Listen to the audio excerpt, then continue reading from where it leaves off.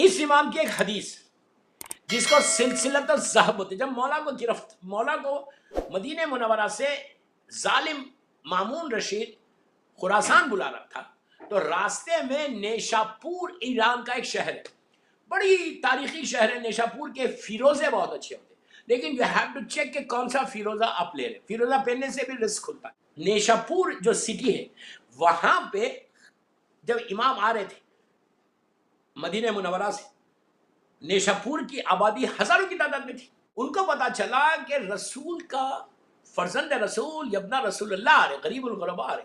ہنگامہ مچ گیا شہر، ہنگامہ مچ گیا کہ پہلی مرتبہ امام جو ہے ہماری سٹی میں آ رہا ہے، اور امام جا رہے تھے خراسان، مامون رشید جب آپ کراؤن پرنس بن گئے۔ اب آپ سوچو اگر ہم کو پتا چل جائے کہ میرا مولا آ گیا تو کیا حالت ہوگا؟ پورا شہر باہر آ گیا کمپلیٹ، کہ جو راستہ تھا مولا کو جس راستے سے جانا تھا۔ انہیں روایتوں میں ہے کہ 70,000 نہیں، لاکھوں کی تعداد میں عورت مرد لڑکی لڑکا سب باہر آ گئے، سب باہر آ گئے امام کی صرف زیارت کے لیے۔ جیسے آج ہم جاتے تڑپتے، اب سوچو پہلی مرتبہ فرسٹ ٹائم امام رضا غریب ظاہری طور پہ نیشاپور میں سٹی میں انٹر ہوئے، ہجوم لگ گیا۔ مولا اونٹ پہ تھے، ہماری کے اندر تھے، تو جیسے ہی آگے بڑھا مجمع پیک پڑا، ٹوٹ پڑا، تو لوگوں نے کہا مولا اپنی زیارت کرو، تو مولا نے محمل کے پردے کو ہٹایا۔ جب محمل کا پردہ ہٹایا تو ہزاروں لوگوں نے دیکھ کے چیخیں مار کے رونے لگے کہ پہلی مرتبہ رسول کے نواسے کو، رسول کے بیٹے کو ہم نے دیکھا۔ تب سارے جو علماء اس وقت کھڑے ہوئے تھے ان لوگوں نے کہا یا رسول، یا ابن رسول اللہ، یا امام رضا غریب، کوئی اپنے دادا کی حدیث سنائیے، کوئی دادا کی حدیث سنائیے۔ اس وقت امام نے یہ کہا، جو گولڈن چین کے نام سے جو حدیث ہے، میں نے شاید رمضان کی مجالس میں آپ کو بولا ہے، ایک تیزی سے میں ایک ریپیٹ کر دیتا، یہ وہ حدیث ہے دوستو کہ جو اس کو گولڈن چین بولتے، گولڈن چین، اور کوئی حدیث کو اتنا گولڈن چین نہیں بولتے۔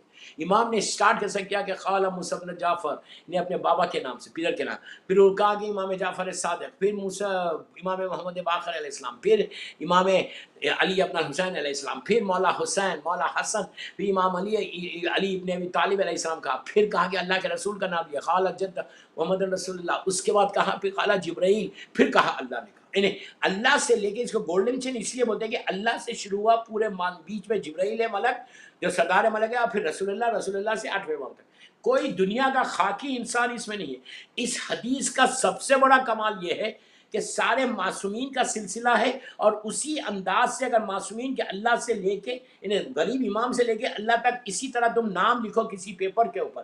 اور یہ حدیث کے بارے میں یہ ہے کہ اگر یہ حدیث تم اپنے کفن پہ لکھ دو، میں اتنی بڑی بات بول رہا، میں نہیں بول رہا، ہمارے علماء بول رہے ہیں کہ اگر تم کفن پہ یہ حدیث لکھ دو تو خبر کا عذاب اٹھ جاتا، اس لیے کہ اس کا نام ہی سلسلۃ الذہب ہے۔ ذہب عربی میں سونے کو کہتے ہیں، گولڈ کو کہتے ہیں، جس کو انگلش میں گولڈن چین بولتے ہیں۔ تو اگر یہ حدیث اپنے کفن پہ لکھواؤ، زعفران سے لکھوا لیجیے، خاک شفا سے لکھوائیے، لیکن سلسلۃ الذہب والی حدیث ضرور لکھوائیے۔ لکھوا کے آپ بولیں گے کہ ہمیں مار رہے ہو، میں مار رہا نہیں بھائی، میں یہ بول رہا کہ لکھ کے رکھ لو اپنے پاس سے، لائے ہو نہ کربلا مولا سے کفن تو لاؤ، کفن کے اوپر لکھوا لو، اللہ اس کا اتنا ثواب ہے، اتنا ثواب ہے سلسلہ۔ اگر وہ بھی نہیں کر سکتے تو کیا کرو، ایک کپڑے کے اوپر سلسلۃ الذہب کی حدیث لکھ لو، لکھ کے جو ہے معصومین کے روزے سے مس کروا لو، مس کروا کے اپنے کفن میں اس کے ساتھ رکھ لو، کفن میں وہ کپڑا ساتھ رکھ لو جو سلسلۃ الذہب کی پورے سلسلہ جو ہے، میں نے جیسے ابھی آپ سے کہا کہ 8ویں امام سے شروع ہوگا اللہ تک جائے گا۔ اب دیکھنا کہ اس کا اجر اتنا بتایا گیا کہ انسان کبھی بھی اس کی لہر میں عذاب نہیں ہوتا۔ تو یہ سب نے کہا کہ یا میرے مولا آپ یہ حدیث ہم کو سنائیں، تو یہ حدیث، اور یہ حدیث کے بارے میں یہ ہے کہ ابھی لندن میں، یو کے میں جب رمضان میں نے پڑھا تو وہاں سے بھی فون سے آئے، تو پھر میں نے ان کو بھیجا۔ آپ کو معلوم ہے ان کا بیٹا بالکل سلو تھا، انہیں اس کو عجیب، جو آپ کے انگلش میں ایک بیماری ہے کہ جو بچہ آگے نہیں بڑھتا، مثال کے طور پہ 5 سال کا بچہ 4 سال کا نظر آ رہا، 2 سال کا نظر آ رہا، بات کرنا نہیں آ رہا، سلو ہے، برین اس کا سلو ہے۔